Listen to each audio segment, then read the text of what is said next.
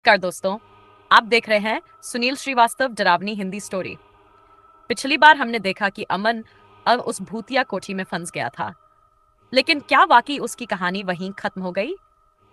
आज हम जानेंगे इस रहस्यमयी कोठी के अगले डरावने पहलू। अगर आप इस कहानी का अंत जानना चाहते हैं तो चैनल को सब्सक्राइब करें और अंत तक हमारे साथ बने रहें। कहानी की शुरुआत। अमन के गायब होने के कई महीने बाद कोठी में कुछ अजीब घटनाएं होने लगीं।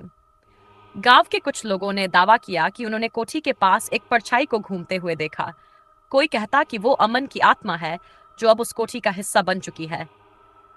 एक दिन आर्या नाम की एक खोजी पत्रकार उस कोठी के रहस्य को सुलझाने के लिए वहां पहुंची।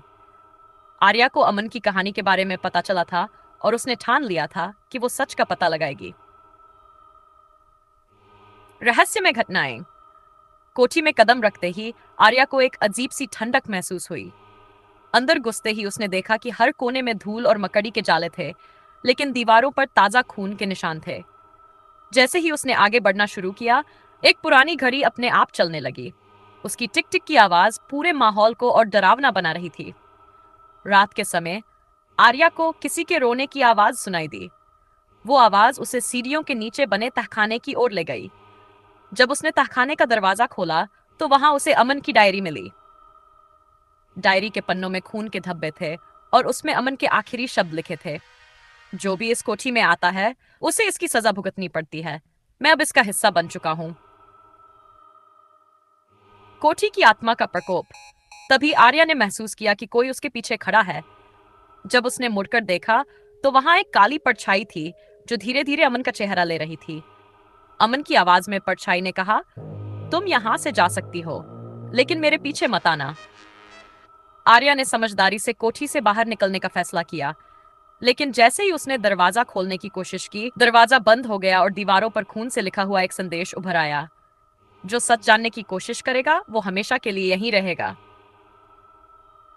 अंत और नया रहस्य। आर्या किसी तरह उस कोठी से बाहर निकलने में सफल हुई, लेकिन जब उसने बाहर कदम रखा तो उसने पाया कि कोठी अब उसके सपनों में आने लगी है। वो जहां भी जाती उसे कोठी का एक कोना दिखता। क्या आर्या भी उस कोठी के रहस्य में फंस चुकी थी, या फिर यह सिर्फ उसका वहम था?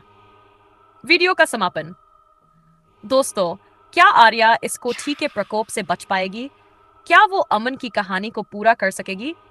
इसका पता लगाने के लिए जुड़े रहिए सुनील श्रीवास्तव डरावनी हिंदी स्टोरी चैनल के साथ।